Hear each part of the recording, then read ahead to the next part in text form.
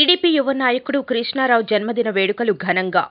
కాకినాడ జిల్లా కోటనందూరులో ప్రముఖ వ్యాపారవేత్త, తెలుగుదేశం పార్టీ యువ నాయకుడు వెలగ వెంకట కృష్ణారావు జన్మదిన వేడుకలు నాయకులు, కార్యకర్తలు, అభిమానుల మధ్య ఘనంగా నిర్వహించారు. ఉదయం శ్రీ సర్వమంగళాంబ సమేత భోగలింగేశ్వర స్వామివారి దేవస్థానంలో ప్రత్యేక పూజల అనంతరం తల్లిదండ్రుల ఆశీర్వాదం తీసుకున్నారు. ఉదయం నుండి కృష్ణారావు అభిమానులు, శ్రేయోభిలాషులు, కుటుంబ సభ్యులు ఆయనకు ప్రత్యక్షంగా, పరోక్షంగాను వివిధ సామాజిక మాధ్యమాల ద్వారా జన్మదిన శుభాకాంక్షలు తెలియజేశారు.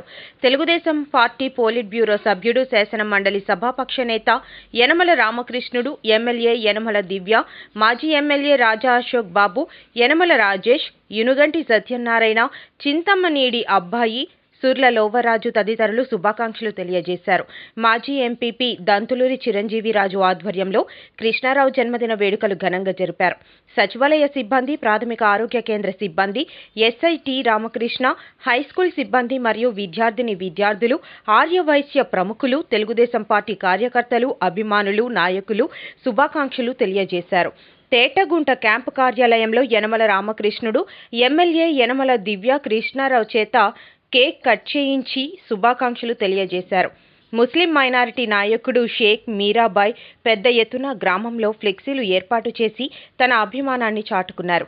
ప్రజాసేవకే అంకితమై పేదల కష్ట సుఖాలలో పాలు పంచుకొని నిత్యం నేనున్నాను అని భరోసా ఇస్తున్న యువ నాయకుడు వెలగ కృష్ణారావు మరియు వారి కుటుంబం నిండు నూరేళ్లు ఆయురారోగ్యాలతో, ఐశ్వర్యంతో తులతూగాలని దీవించారు.